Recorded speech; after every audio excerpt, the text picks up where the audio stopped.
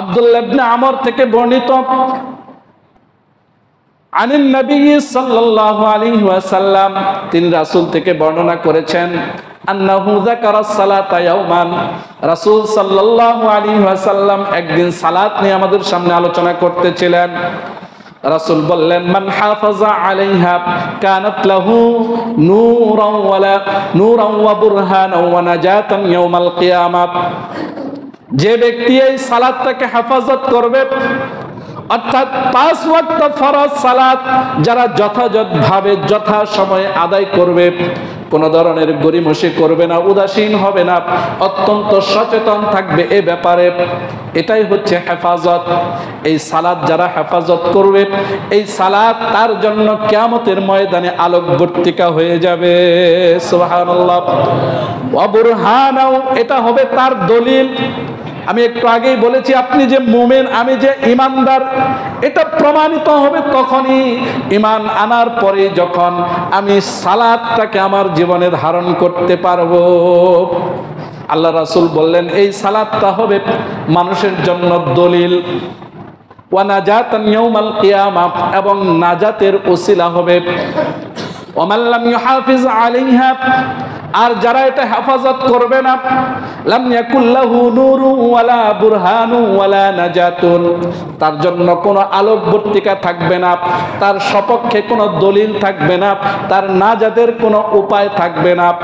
ওয়া কানা ইয়াউমাল কিয়ামাতি মা কারুন ওয়া ফিরআউন ওয়া হামান ওয়া উবাই বিন খালফ, তার হাসর হবে, তার কিয়ামত হবে, তার হাসরের ময়দানে তার অবস্থান হবে ফেরাউনের সাথে, হামানের সাথে, কারুনের সাথে, উবাই বিন খালফের সাথে।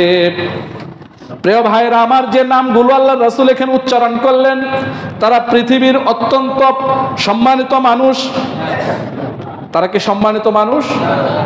পৃথিবীর সবচেয়ে কুখ্যাত, অসম্মানিত, ঘৃণিত, নিন্দিত চরিত্রগুলো হলো এগুলো, ফেরাউন, হামান, কারুন, উবাই বিন খালফ।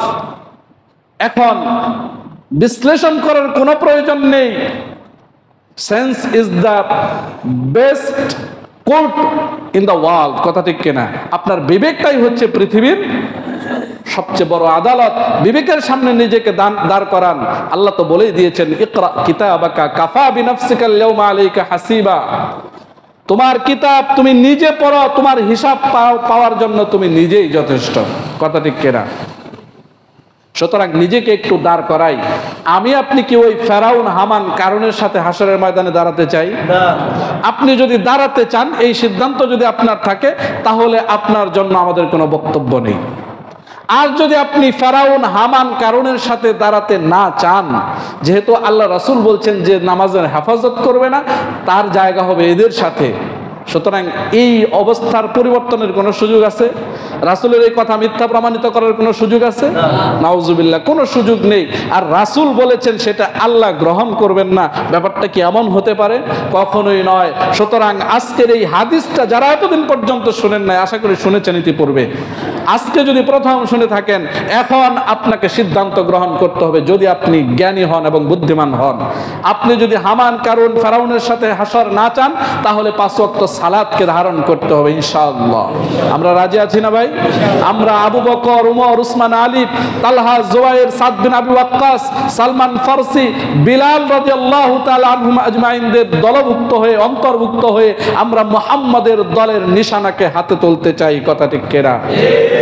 আজকের পর থেকে, আগামী আসর থেকে 1 ওয়াক্ত সালাত জীবনে ছেড়ে দেব না ইনশাআল্লাহ। ইনশাআল্লাহ, ইনশাআল্লাহ। আল্লাহ আমাদেরকে তৌফিক দান করুন। সকলে বলি আল্লাহুম্মা আমিন।